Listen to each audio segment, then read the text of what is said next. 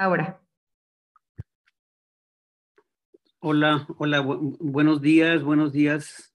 Estamos por iniciar la conferencia con la doctora Yuri Montoya.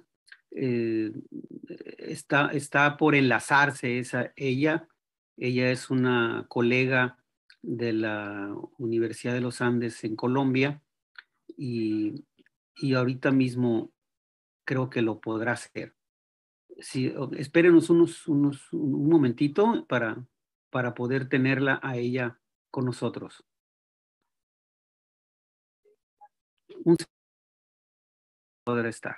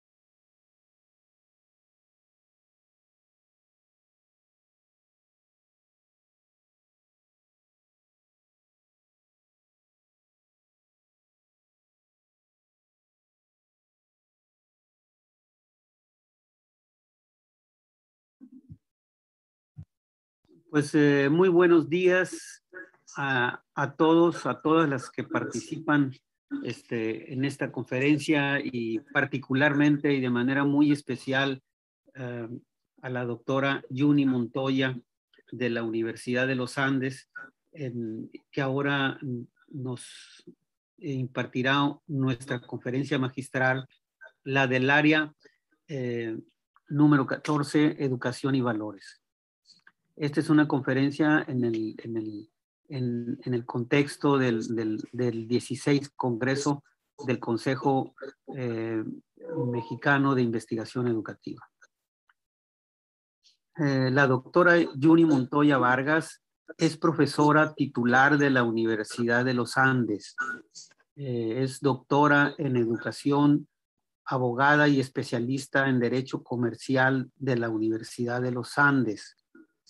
Fue profesora de la Facultad de Derecho, donde también fue directora de la especialización en legislación financiera, del programa de pregrado, del programa Sócrates de formación de docentes y del Centro de Investigaciones Sociojurídicas.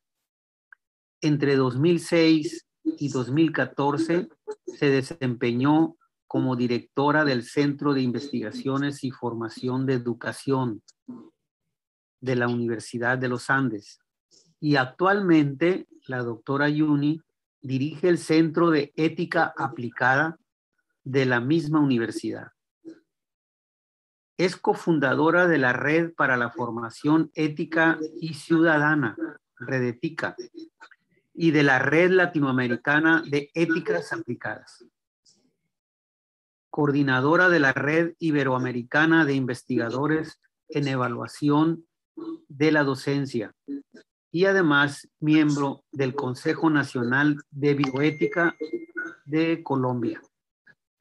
Sus líneas de investigación son educación jurídica, educación profesional, educación democrática, ética en las profesiones, pedagogía de la ética, formación de profesores, aprendizaje basado en problemas, evaluación de programas educativos, currículo y evaluación en la educación superior.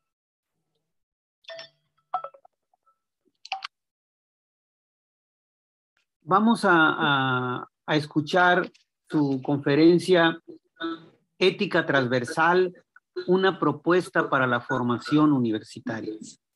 Doctora Yuni, usted tiene la palabra y la escuchamos atentamente. Y bienvenida los organizadores del 16 Congreso del COMIE.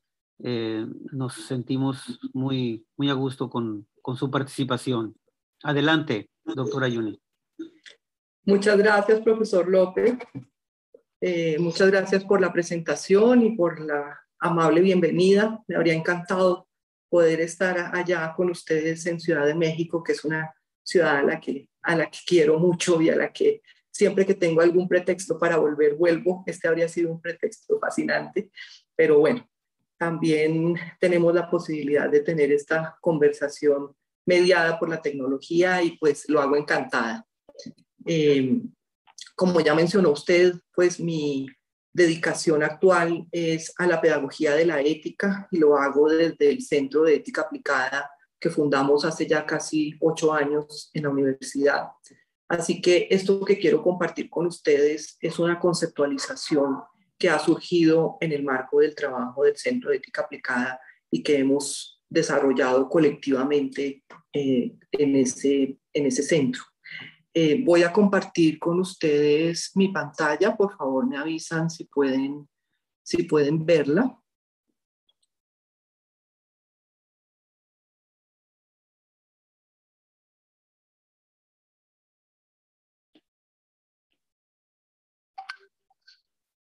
Aquí deberían ustedes poder ver mi presentación.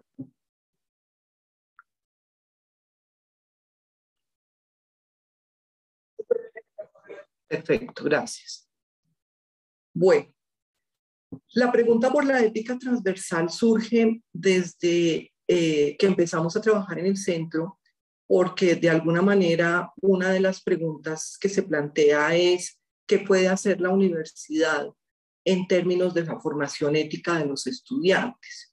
Una reacción más o menos común es la de que de pronto la universidad llega tarde, que la formación ética se da en las instancias tempranas de formación de las personas, en el seno de la familia y en el contexto incluso de la educación básica y de la educación media, pero qué tanto es lo que la universidad puede aportar. Entonces, como que frente a esa primera preocupación, nosotros empezamos una exploración que nos arrojó respuestas interesantes. Por ejemplo, los estudios de Brandenberger sobre el desarrollo moral en la universidad nos muestran que efectivamente hay un desarrollo moral en los años en que los estudiantes pasan por la universidad. Y no solamente hay un desarrollo moral, sino que Brandenberger lo plantea de manera bastante positiva, y por eso yo lo llamo la promesa, y es que la universidad es un escenario ideal para desarrollar el sentido moral, canalizar la buena voluntad y la apertura al mundo de los estudiantes, así como para desarrollar sus habilidades intelectuales para el bien común. Es decir, los estudios que han realizado nos muestran no solo que es posible, sino que incluso es un escenario ideal. ¿Y qué significa que la universidad sea un escenario ideal para el desarrollo moral de los estudiantes?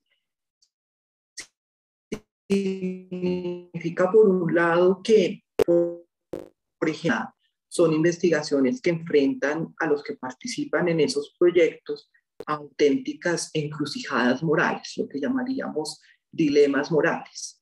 Los estudiantes tendrían la posibilidad de enfrentarse a encrucijadas morales por los temas que investigamos en la universidad, que son temas que plantean retos muy complejos. Ese, por ejemplo, es un escenario. Otro escenario tiene que ver con el propio ambiente de la universidad. Brandenberger se refiere a el contexto cultural tan diverso que se da en la universidad, y entonces se refiere a él como una ecología moral, en el cual los estudiantes que vienen de otros contextos más homogéneos se ven enfrentados por primera vez a dudar de sus certezas éticas. De alguna manera, los estudiantes han desarrollado su mundo moral en el colegio y en la familia de una manera muy cerrada, muy desde las certezas. Cuando llegan a un ambiente donde se da esta ecología, donde se da esta diversidad, empiezan a tener dudas sobre esas certezas. Y ese es un momento ideal, digamos, de reformularse, de mirar críticamente, de plantearse cuáles son sus valores. Yo muchas veces les planteo la pregunta por cuáles de esos valores que se formularon en la familia se sostienen después de enfrentarse a estos distintos contextos. Y en algunos casos uno podría incluso hablar de antivalores. Por ejemplo, uno podría pensar que las familias son, en el contexto de nuestras familias, culturalmente hay machismo, hay clasismo, hay racismo. La universidad se vuelve el primer momento en donde ellos pueden cuestionar críticamente eso que traen de su familia o eso que traen de su contexto escolar y plantearse si esos son los valores que ellos quieren mantener o no. Es un momento, digamos, de tomar distancia frente a eso que les ha sido inculcado, incluso muchas veces no de manera directa, sino de manera indirecta, a partir de cómo se vive en los distintos ambientes en los que han estado. Y el tercer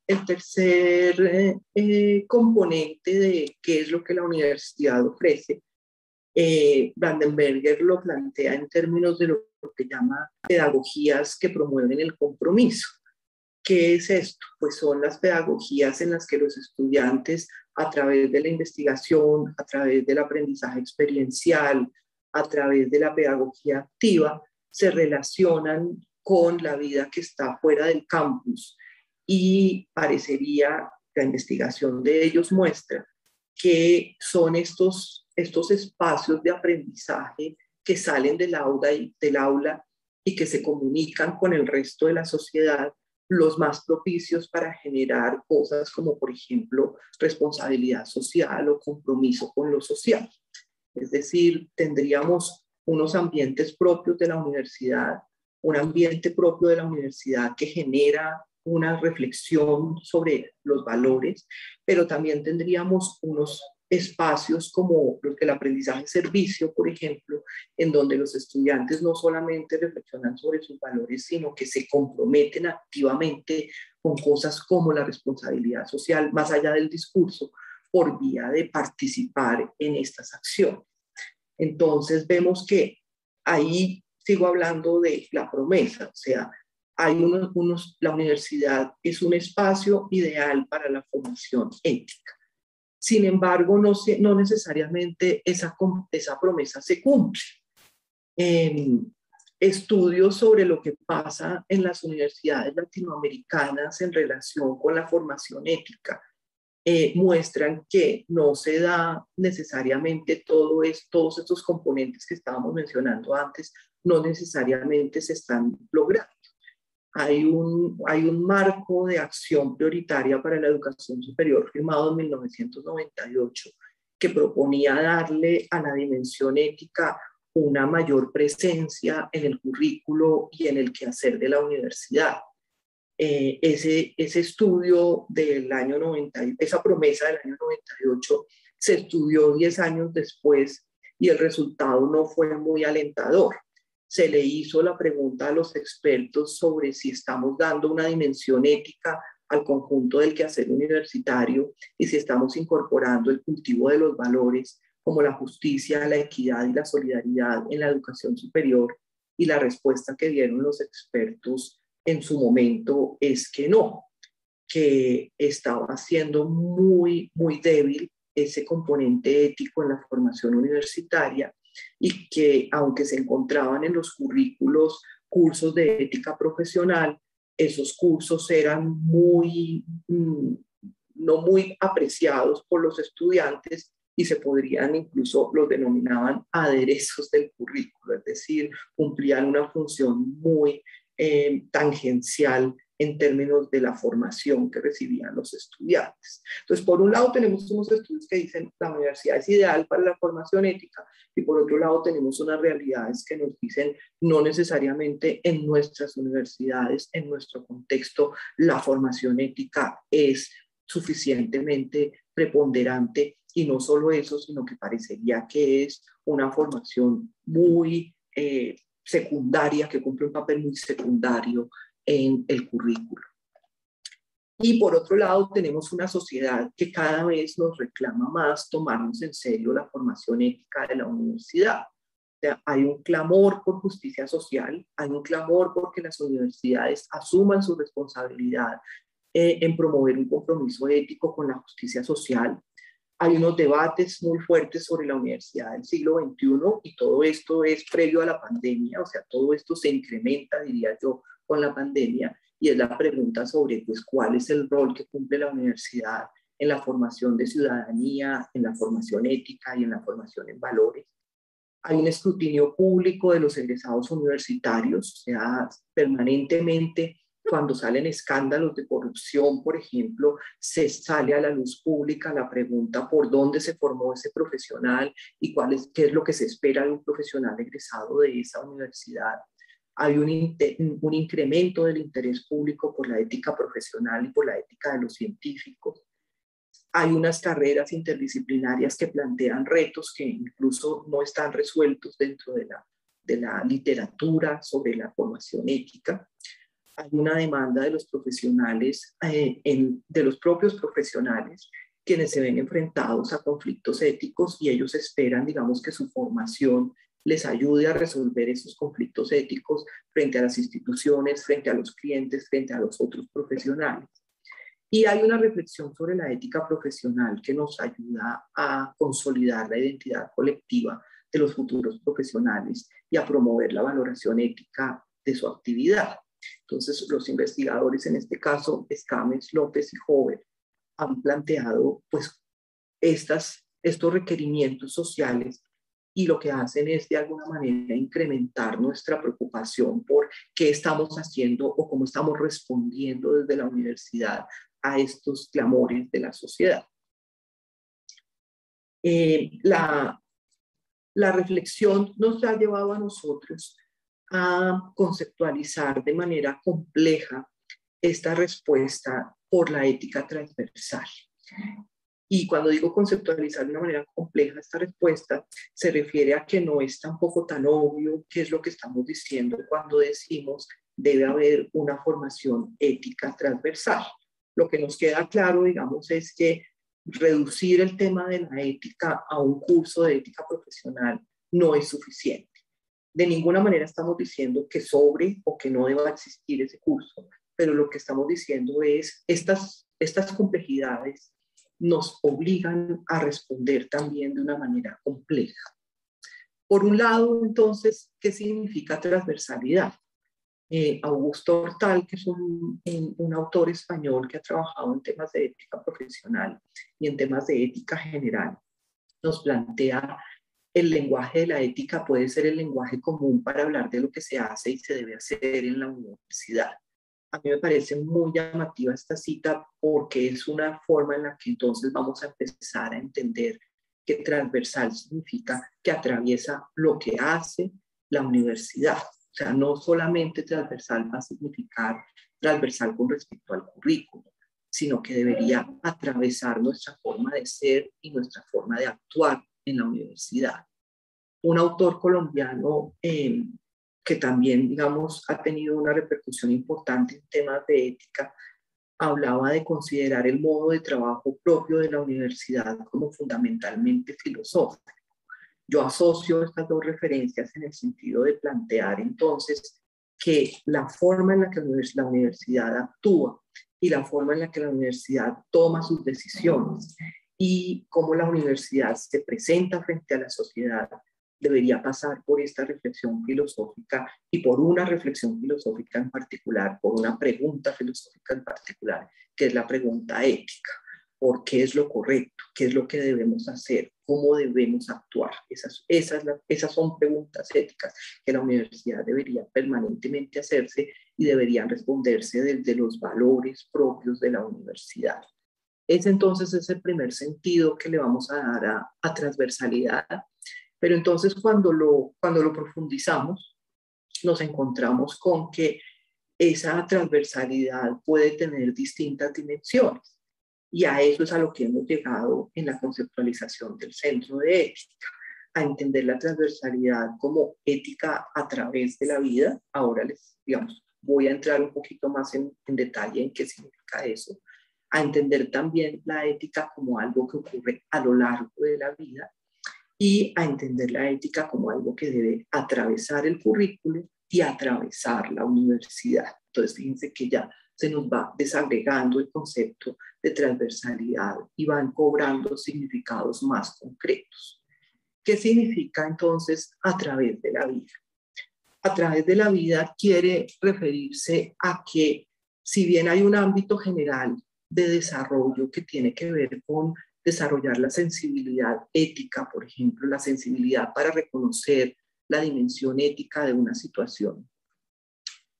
También ese ámbito hay que verlo referido a los distintos ámbitos en los que las personas se desarrollan su actividad. Es decir, no es solo una capacidad genérica, sino que esa capacidad genérica hay que llevarla a cada uno de los ámbitos de actuación de la persona.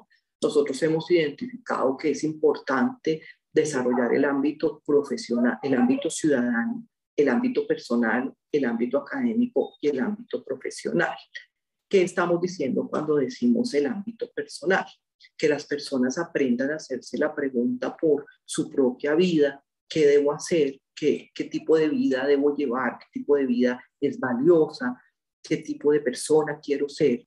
Y que esas preguntas del ámbito personal, las preguntas por el conocimiento de uno mismo y por el cuidado de uno mismo, son la base sobre la cual uno se plantea las preguntas por el cuidado de los otros. Entonces, el ámbito ciudadano aparece como una ampliación de esa pregunta por cómo debo vivir y se vuelve la pregunta por cómo debemos vivir juntos. Obviamente, aquí hay una conexión entre ética y política como la que aparecía en sus orígenes en Grecia.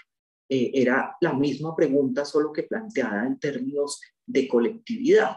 Eso a veces se pierde y en nuestra vida cotidiana parece que incluso hay una oposición entre ética y política. Casi que uno dice, si una persona es ética, no se mete en política, pero es porque estamos confundiendo, digamos, los modos de hacer de la politiquería en los que nos vemos enredados en el día a día, con este concepto básico de que la pregunta por la política es la pregunta por cómo podemos vivir juntos. Y esa pregunta sigue vigente y es una pregunta que una persona ética debe hacerse.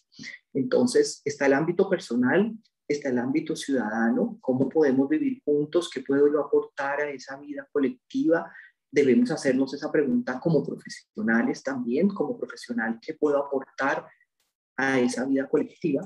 Pero están las preguntas propias del ámbito profesional, es decir, ¿qué caracteriza a mi profesión? ¿Qué significa ser un profesional ético? ¿Cuáles son los dilemas propios de la profesión? ¿Y cómo puedo yo resolver esos dilemas de manera que reconcilie el interés personal con el interés colectivo? Y están las preguntas propias del ámbito académico. Nos damos cuenta que cuando los estudiantes llegan a la universidad, probablemente hay una distancia todavía muy grande entre ser estudiante de primer semestre o de primer año y lo que va a ser el ejercicio de su profesión.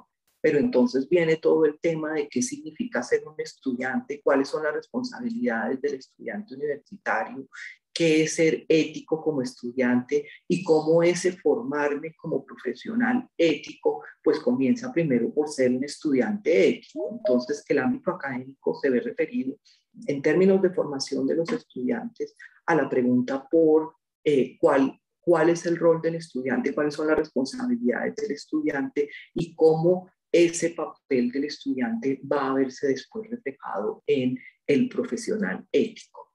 Nos parece entonces que el currículo universitario debería abordar estos distintos frentes, que no debemos pensar simplemente que los años de universidad, en la medida en que estamos formando profesionales, es solamente relevante la pregunta por la ética profesional, sino que parte de la pregunta por la ética personal y recorre estos distintos ámbitos.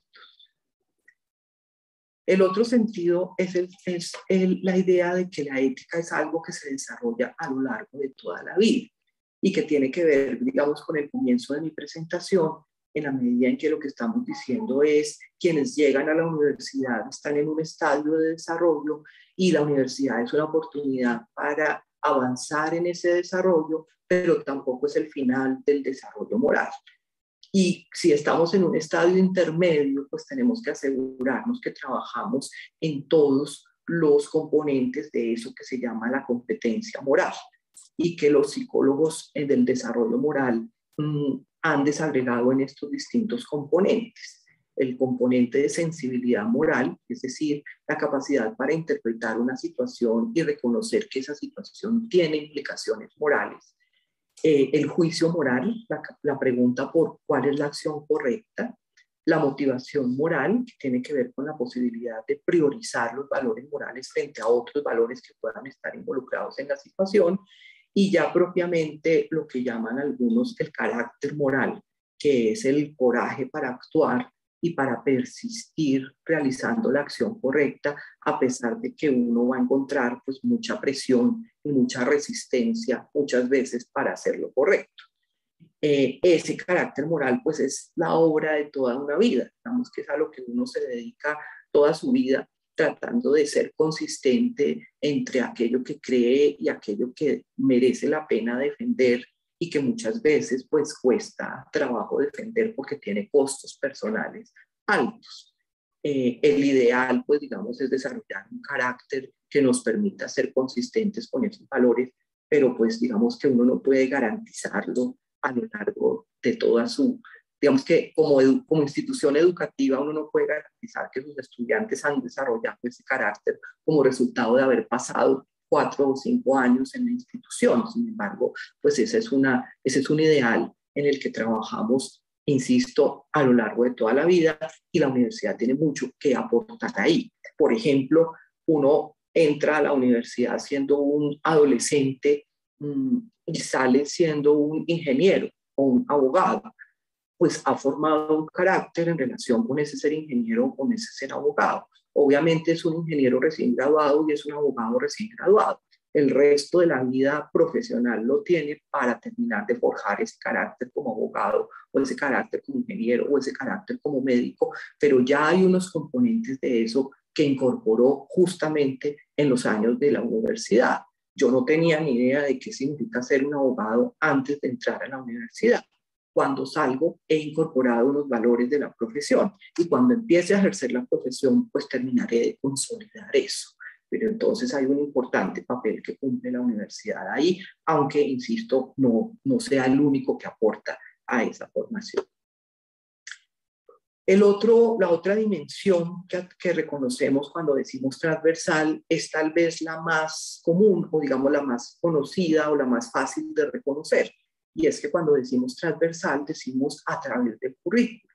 Sin embargo, también revisando la literatura nos damos cuenta que decir a través del currículo también significa cosas muy distintas. En este caso ha sido Davis quien ha hecho una taxonomía más o menos juiciosa de qué es lo que estamos diciendo cuando decimos a través del currículo. Y entonces Davis identifica que muchas veces cuando decimos ética a través del currículo, estamos diciendo un código moral que atraviesa el currículo, un conjunto de valores que atraviesa el currículo. Esto, por ejemplo, es muy claro, sobre todo en las universidades de carácter confesional, donde hay claramente ese código de valores y donde ese código de valores efectivamente atraviesa el currículo. Pero también podemos estar diciendo otras cosas bien distintas. Por ejemplo, podemos estar diciendo la ética como disciplina filosófica atraviesa el currículo. Entonces hay universidades donde lo que se enseña es ética entendida como estas preguntas de la filosofía, y nos aseguramos que desde una unidad académica o desde un centro interdisciplinario o de manera diluida en el currículo aparece esa pregunta de la ética entendida como disciplina filosófica. Otra forma de entenderlo es entenderlo como el estudio de los problemas éticos que atraviesan a la sociedad, y muchas veces ese estudio se aborda de manera interdisciplinar. Puede ser que se aborde de manera disciplinar o de manera interdisciplinar. Y el otro componente o la otra forma de entender esto de la ética a través del currículo es entender que los estándares que orientan la profesión o los dilemas propios de la profesión deben atravesar el currículo.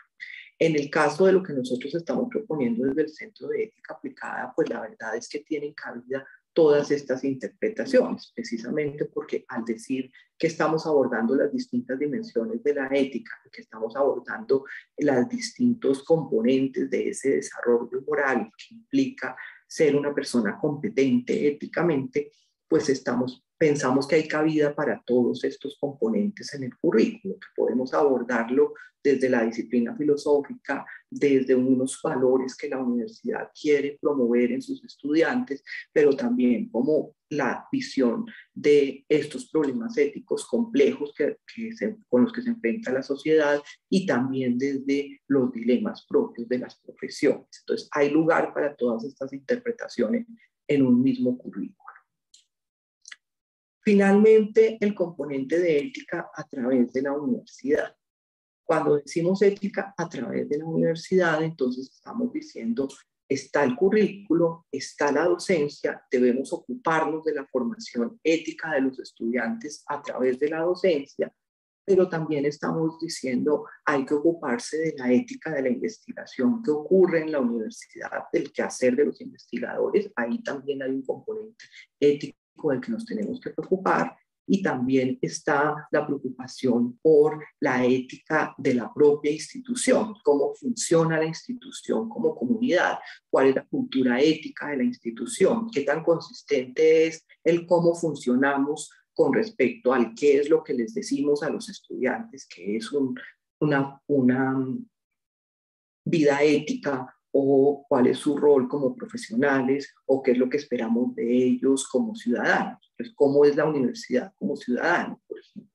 Y finalmente, en relación con eso también, cuál es la proyección social de la universidad, cuál es la ética de la universidad cuando se relaciona con el resto de la sociedad, cómo se está relacionando y qué tan responsable está siendo, por ejemplo, cuál es la responsabilidad social de la universidad, pues aparece en esta en esta cuarta dimensión. En el caso concreto nuestro, pues lo que estamos haciendo es trabajar por el lado de la docencia en la formación de profesionales socialmente responsables, y para eso hemos desarrollado el componente de ética transversal en el currículo como parte de la formación integral de los estudiantes. A nivel de investigación, estamos trabajando en la formación en ética de la investigación, participamos en el Comité de Ética de la Investigación de la universidad y promovemos proyectos de investigación sobre ética y educación ética. A nivel de cultura institucional, trabajamos en la formación en deliberación ética de toda la comunidad. Nosotros trabajamos el desarrollo de la capacidad de toma de decisiones con los empleados de la universidad, con los jefes, con los directores, con los profesores, de manera que avancemos algo en esa coherencia. Yo insisto en que esa coherencia es un reto muy grande y uno no la puede garantizar, pero puede promover que no haya tanta incoherencia, por lo menos. Y a nivel de proyección social participamos en redes, trabajamos mucho en redes. Ustedes escucharon en la presentación que hemos promovido la formación de la red para la formación ética y ciudadana, la formación de la red latinoamericana de éticas aplicadas, y a través de esas redes promovemos anualmente el Congreso de Enseñanza de la Ética y el Congreso de Éticas Aplicadas, que son formas, digamos, de compartir nuestro saber con otros, pero también de aprender con otros cómo resolver estos temas que son bastante complejos. Y también promovemos cursos de deliberación ética con empresarios, con funcionarios públicos, con entidades de distinta índole, tratando de pues, compartir nuestro saber y enriquecer a través del diálogo. De manera puramente ilustrativa, les quiero compartir aquí cómo es, digamos, esta distribución de actividades, considerando, digamos, lo que hacemos y lo que entendemos que es nuestra misión. Entonces se ve reflejado en el pie que pueden ustedes ver. Se ve reflejado que la mayor parte de nuestras actividades está centrada fundamentalmente en esto que llamamos docencia, que es asesorar a los profesores para que promuevan la formación ética de sus estudiantes, pero también hacer directamente de parte nuestra talleres que permiten el desarrollo de estas capacidades en los estudiantes, y participar en otros comités de la universidad que están preocupados también por la formación integral de los estudiantes.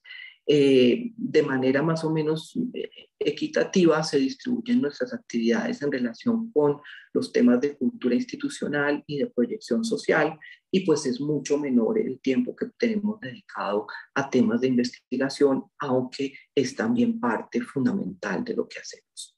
Les quiero ilustrar de manera breve lo que hacemos en ética cuando decimos ética transversal en el currículo, cuál ha sido la estrategia que hemos desarrollado a partir de esta conceptualización.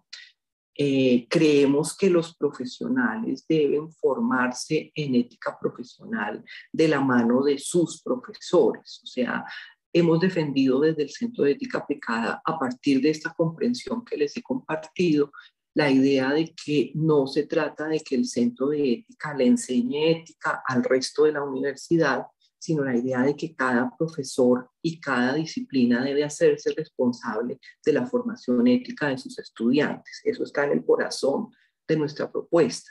Aquí hay una cita del colega Mauricio Correa de la Universidad Católica de Chile que me parece que presenta de manera muy concreta el origen de esta apuesta. Él dice: el profesional ha de hacerse responsable de su propio quehacer, y para ello necesita reflexionar éticamente sobre él en colaboración con otros que profesan su misma vocación e interés, de modo que si no empieza en la universidad, carecerá de sensibilidad, lenguaje y criterios racionalmente argumentados y compartidos para afrontar sus deberes y obligaciones profesionales. Entonces yo creo que esto es la esencia del problema. Los estudiantes necesitan adquirir la capacidad para pensar sobre los problemas éticos de la profesión de la mano de sus profesores de la disciplina, no necesariamente de la mano del profesor de ética o el profesor del centro de ética. sino que tienen que tener un lenguaje común con sus profesores para abordar estos temas. Por eso nuestro centro de actividad es trabajar con los profesores de las disciplinas para que ellos puedan hacer esa reflexión con sus estudiantes. Desde el Centro de Ética, entonces, lo que promovemos es estos 3 sentidos de la transversalidad de la ética. Lo primero es una invitación a que en todos los cursos se aprovechen las oportunidades que se presentan para reflexionar sobre las implicaciones éticas de la materia de estudio. Creemos que todos los profesores de la universidad deberían tener esa sensibilidad para reconocer lo ético en lo que ellos están enseñando y deberían compartir esa sensibilidad con sus estudiantes, deberían promover que sus estudiantes reconozcan la dimensión ética de lo que ellos están enseñando.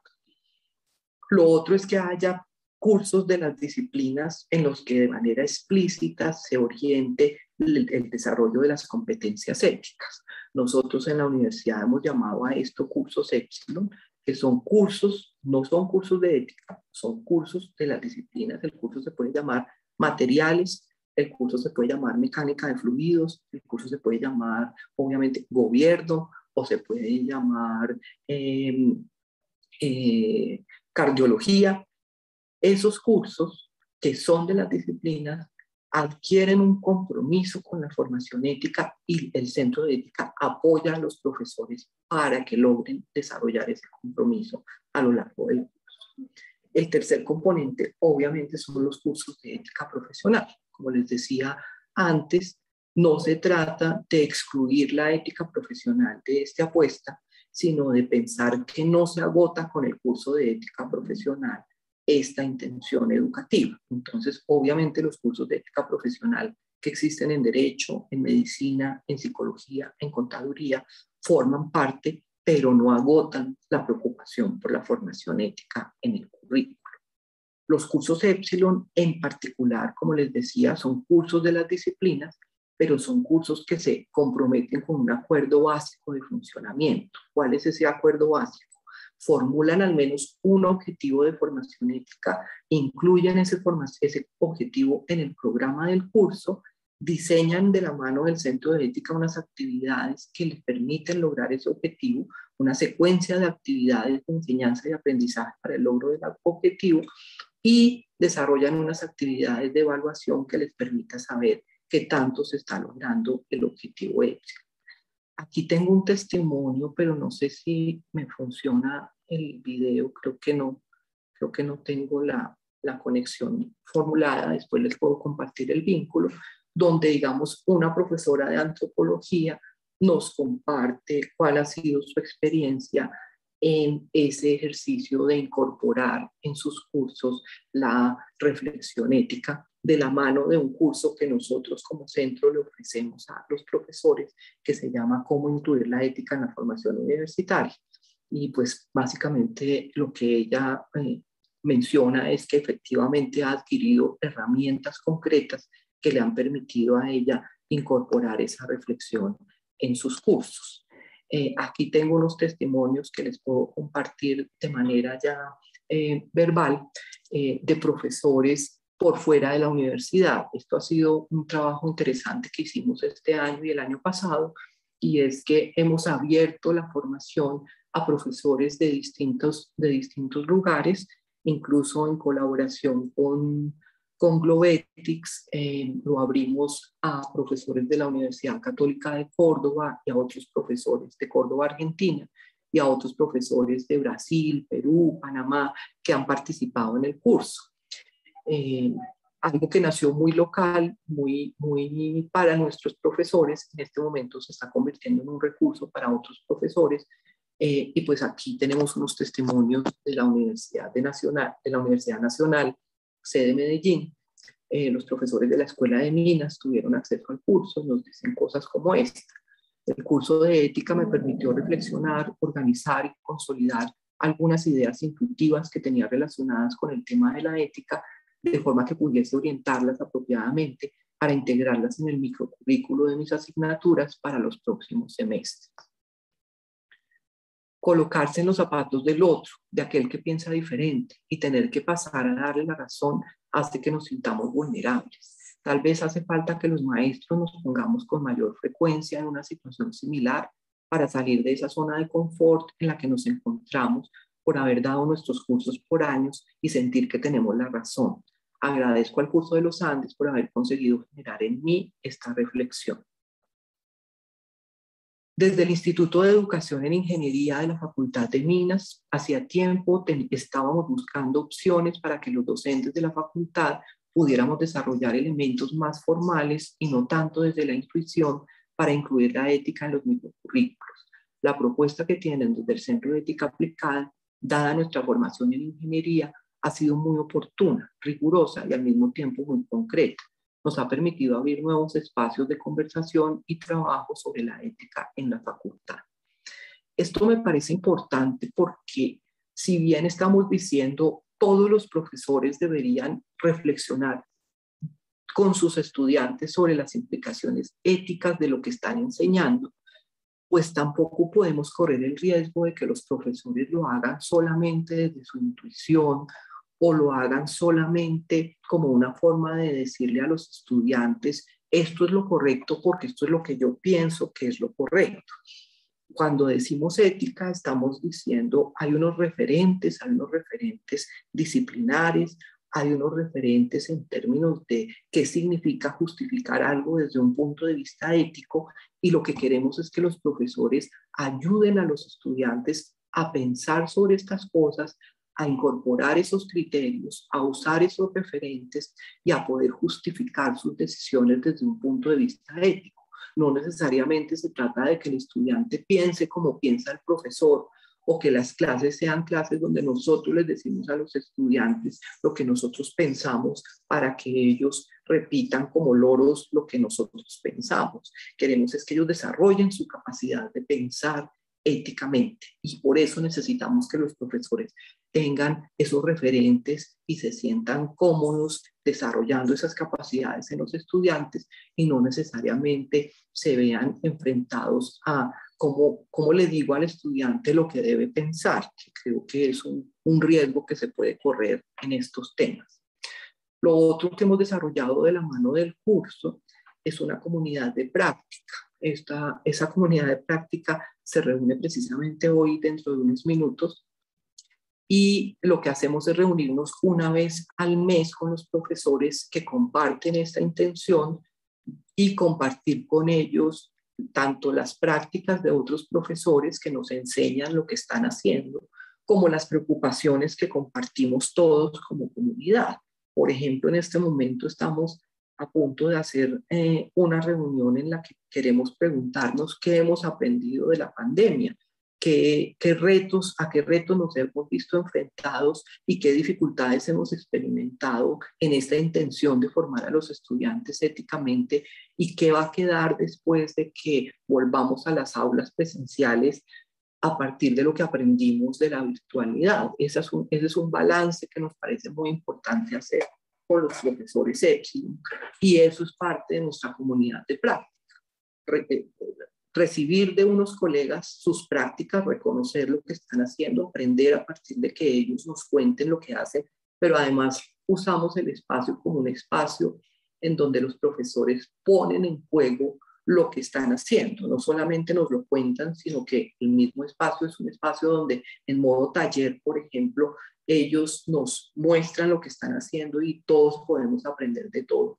Y es un espacio en el que reflexionamos juntos sobre los retos que tenemos como profesores preocupados por la formación ética de los estudiantes. Otro desarrollo que ha tenido nuestra conversación ha sido que, si queremos garantizar la transversalidad, no podemos solamente trabajar con los profesores a los que esto les llama la atención. Los profesores voluntarios, por un lado, son el mundo ideal porque son los profesores que quieren hacerlo, pero por otro lado no nos garantizan que los estudiantes tienen una experiencia de formación ética que efectivamente sea transversal con respecto al currículo. Entonces hemos tenido que dar un paso más allá de los profesores voluntarios, y es empezar a trabajar con los comités curriculares para asegurarnos de que el componente de formación ética está estructurado en el currículo. Eso nos ha llevado a conversaciones como esta que se ve reflejada en esta tabla, en donde el comité curricular de una carrera como ingeniería biomédica se compromete con incluir la formación ética en el curso de introducción, en el curso de biomateriales, en el curso que se llama Proyecto de Diseño 1 y en el curso que se llama Proyecto de Diseño 2. Obviamente, los cursos como proyectos son cursos ideales para hacerse preguntas éticas que tienen implicaciones prácticas, porque los estudiantes están tomando decisiones sobre lo que están diseñando, para quién lo están diseñando, qué implicaciones tiene eso para los distintos involucrados en el proyecto. Pero a partir de lo que les mostraba al comienzo, pues cursos como introducción son ideales para hacerse las preguntas propias de la ética del estudiante y no necesariamente las preguntas de la ética profesional. Y cursos como biomateriales son cursos en donde se plantean preguntas propias de la disciplina y preguntas relacionadas con la ética de la investigación, que va a ser la base de lo que va a ocurrir después. Entonces, esto nos permite garantizar que en el contexto de una carrera de 4 años, hay por lo menos 4 momentos donde los estudiantes ya van a tener un involucramiento con las preguntas éticas propias de su dimensión de estudiante, de su dimensión como ciudadano y de su dimensión profesional, y no vamos a depender solamente de los profesores voluntarios. Pero obviamente pues esto también nos enfrenta a otros retos, que es que los profesores responsables de estos cursos reciban la formación y tengan la intención y quieran hacer esa formación ética que ya ha sido diseñada curricularmente como tal. ¿Qué hemos aprendido? Y con esto ya nos vamos acercando al final de lo que quería compartirles. Pues lo primero es que no debemos temer a la palabra transversal. Esto lo digo porque la primera reacción cuando alguien dice que vamos a transversalizar algo es la de eso se va a perder. Los docentes suelen decir que transversalizar es lo mismo que invisibilizar. Creo que ese es un riesgo que está ahí, pero la forma de no caer en ese riesgo es hacer un esfuerzo institucional coordinado y continuado para que transversalizar signifique transversalizar y no signifique invisibilizar o desaparecer algo. Hemos aprendido que los profesores requieren formación y acompañamiento para incluir la reflexión ética en sus cursos, como les decía, para que no lo hagan solamente desde su intuición o desde lo que ellos creen que está bien o que está mal, pero obviamente esa formación y ese acompañamiento pues suponen recursos. Ese acompañamiento nos hemos dado cuenta a través de la comunidad de práctica, que también puede provenir de sus propios colegas, y por eso es tan importante el establecimiento de esta comunidad de práctica. O sea, nosotros en el Centro de Ética no somos los únicos que sabemos ni los que sabemos todo sobre la formación ética.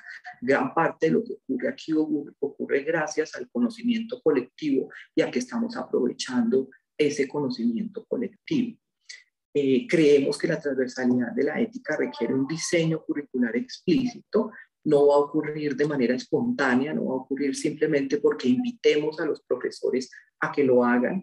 Existe esa invitación a que los profesores lo hagan, pero no ocurre de manera espontánea. Necesitamos también sentarnos a hacer un diseño curricular que lo garantice. Y creemos que la ética debe permear todos los ámbitos de acción de la universidad. Digamos que de alguna manera estoy cerrando con aquello por lo que comencé. Si queremos formar a los estudiantes éticamente, no es suficiente formarlos a ellos. Necesitamos asegurarnos de que nosotros como profesores hemos reflexionado sobre la ética de nuestra profesión, y la institución como institución hace un esfuerzo por tener un clima moral que sea coherente con ese mensaje educativo que le queremos dar a los estudiantes. En ese sentido, comparto la idea de que la ética debe ser el lenguaje que recorra todo lo que hace la universidad, y hago una invitación a que así sea. Con eso termino. Muchas gracias. Quedo abierta a sus preguntas, a sus comentarios, a sus reacciones, y ojalá tengamos todavía tiempo para conversar al respecto. Muchas gracias.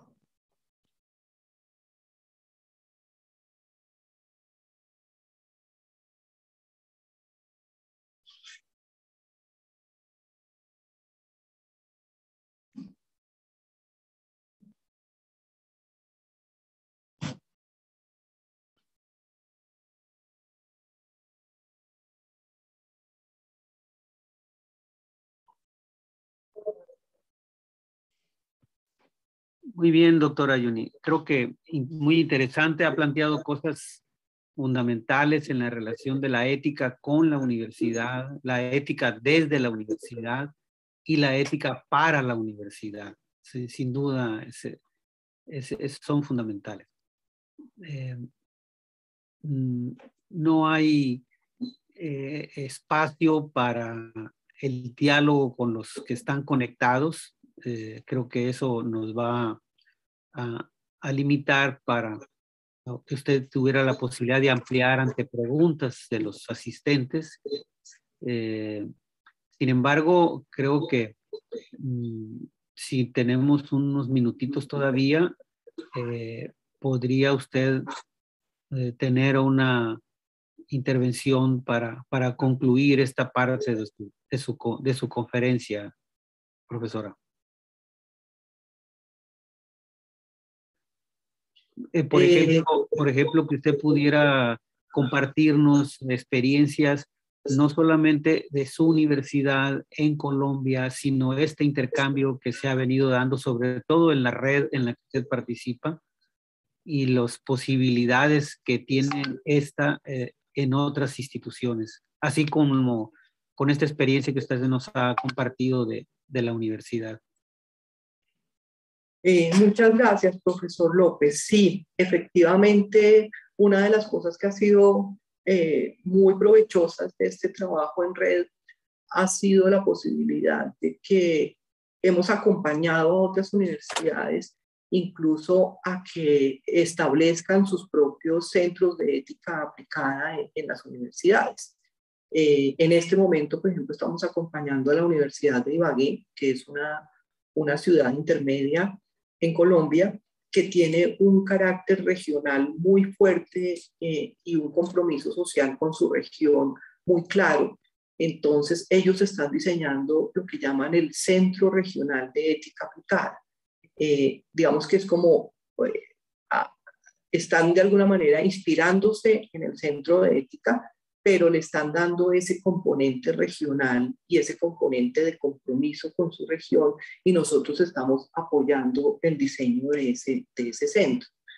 Pero también otras universidades del país e incluso otras universidades en otros países están promoviendo también la formación de sus propios centros de ética a partir del diálogo que se ha dado con nosotros.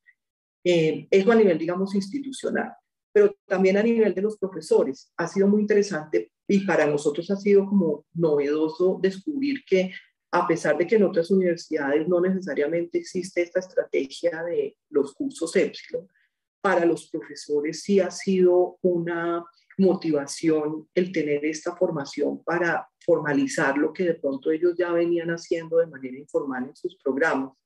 Entonces, por ejemplo, ayer tuvimos en el contexto del Congreso de Enseñanza de la Ética varios profesores, una profesora de Panamá, una profesora de Perú, un profesor una profesora argentina y otro profesor de Medellín, nos compartieron precisamente sus experiencias de incorporar los elementos de reflexión ética en sus currículos en materias totalmente distintas y en disciplinas totalmente distintas, a partir de tener como unas herramientas muy concretas de cómo hacerlo. Se ha sido como algo muy característico de lo que nosotros hemos tratado de hacer, y es que la ética no sea esa cosa abstracta, por supuesto que es filosofía y por supuesto que la base es filosofía, pero nosotros hemos tratado de vincular cuál es el concepto ético, cuál es el criterio, cuál es la pregunta filosófica y cómo podemos convertir esa pregunta filosófica a través de una herramienta pedagógica en algo que los profesores puedan aplicar en sus cursos. Y yo creo que ese ha sido como el plus de lo que nosotros hemos hecho. Hemos extraído la pregunta filosófica, le hemos dado un vehículo pedagógico y le entregamos al profesor una herramienta que puede él usar en su clase, convirtiéndola en un debate o en un juego de roles o en un análisis de una situación. Y el verlo de esa manera concreta les permite a los profesores llevar esa herramienta a su aula y convertirla en algo que ellos se sienten cómodos de usar. Eso ha sido, digamos, como algo muy valioso para nosotros de descubrir y desarrollar, y creo que ha sido valioso para los profesores de distintos contextos a la hora de decir, bueno, yo ya puedo convertir mi preocupación en algo que yo puedo volver una actividad de aula y que puedo ver en mis estudiantes cómo efectivamente lo aprovechan en mi disciplina y en mi contexto, sea ese el que sea. Muy bien. Por supuesto que es importante la creación de un dispositivo de intervención en todos los ámbitos de la universidad. Sin embargo, seguramente su experiencia nos dirá de las adversidades que se va topando este tipo de iniciativas, en tanto que el freno no solamente puede venir de una autoridad individual, aunque de manera colectiva las universidades tengan la orientación ética, aun cuando en los códigos docentes de las instituciones se establece la necesidad de tener conductas éticas. Sin embargo, hay freno en la vida cotidiana de la acción docente. Supongo que todo eso son obstáculos que va topándose iniciativas como la que usted nos plantea. Sí, profesor López, gracias por hacerme esa pregunta, porque, claro, uno cuenta las experiencias y tiende naturalmente a centrarse en lo que él ha funcionado. Pero obviamente son muchas las cosas que no funcionan y son muchos los obstáculos que uno enfrenta. Entonces me parece importante que usted, al hacerme esa pregunta, me permita complementar mi presentación con la parte no tan optimista de lo que hacemos. Son de mucho tipo. Por un lado, como usted bien dice, las universidades tienen declarado este compromiso con la ética, pero yo mencionaba que todo esto requiere recursos y no siempre es tan claro que las universidades estén dispuestas a invertir los recursos que esto requiere. Por ejemplo, si decimos formación y acompañamiento de profesores, nosotros somos un equipo muy pequeño y pues francamente no damos abasto para acompañar a todos los profesores. Si quisiéramos hacer un verdadero acompañamiento, por ejemplo, nosotros hacemos el curso de formación para los profesores y ese curso contiene unas asesorías individuales, pero cuando se termina el curso se acaban las asesorías. A muchos profesores les falta tener más acompañamiento para atreverse y animarse a hacer la intervención en su curso. Nosotros querríamos seguir acompañando al profesor, pero pues no tenemos recursos para hacerlo y muchas veces el profesor sale entusiasmado del curso, sale con ideas, pero no se atreve a dar el paso porque le faltó ese acompañamiento, y para poder tener ese acompañamiento tendríamos que contar con recursos. O sea, ahí hay un obstáculo clarísimo. Hay otro obstáculo que tiene que ver, por ejemplo, con que los propios profesores dicen, yo enseño mecánica de fluidos, a mí me contrataron porque tengo un doctorado en eso y porque yo sé de eso. Yo no soy profesor de ética y no tengo por qué hacer eso que ustedes me están proponiendo que haga. De hecho, hay no solamente una cuestión disciplinar, sino una cuestión de cuál es mi rol como profesor. O sea, no necesariamente todos los profesores sienten que parte de su tarea es formar éticamente a sus estudiantes. Ellos asumen que tienen enfrente a un estudiantado que ya está conformado por personas adultas, y por eso, de hecho, yo comencé mi charla hablando del potencial que la universidad representa, porque para muchos profesores no es obvio ni que la universidad sea un espacio para formar éticamente, ni que su tarea como profesor que tiene un PhD en ingeniería eléctrica sea formar a alguien éticamente. Entonces, ahí hay una resistencia que tenemos que vencer y que no siempre logramos vencer. O sea, que los profesores digan, parte de mi tarea como profesor universitario es la formación ética o la formación integral de mis estudiantes. Eso no es tan obvio, eso no está resuelto en las instituciones.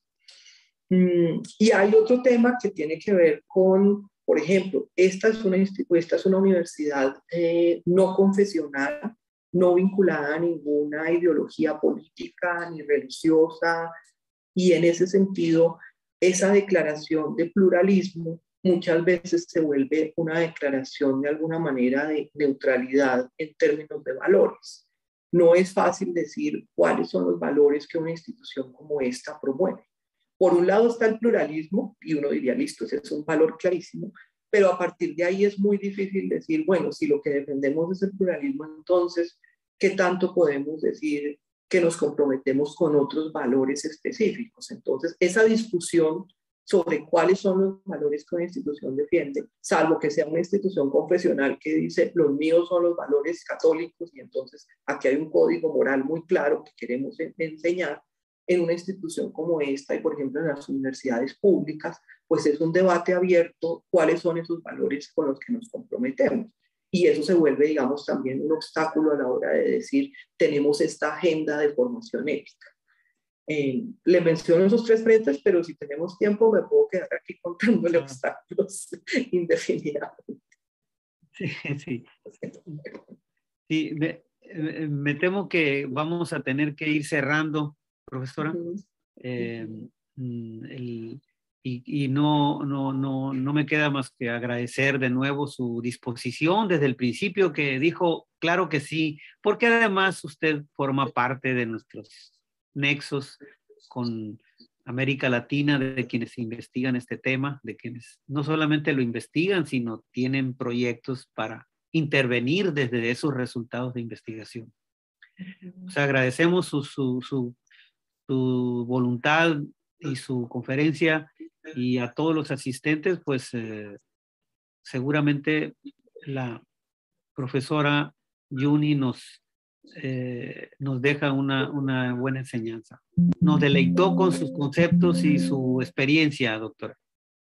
Muchas gracias a ustedes, muchas gracias a los asistentes, y pues encantada de poder seguir colaborando en lo que pueda. Muy bien, pues con esto damos por finalizado la conferencia de la doctora Yuni Montoya de la Universidad de los Andes en Colombia, y seguimos con el programa del 16 Congreso del COMIE. Muchísimas gracias a todos. Hasta luego, profesora. Hasta luego, muchas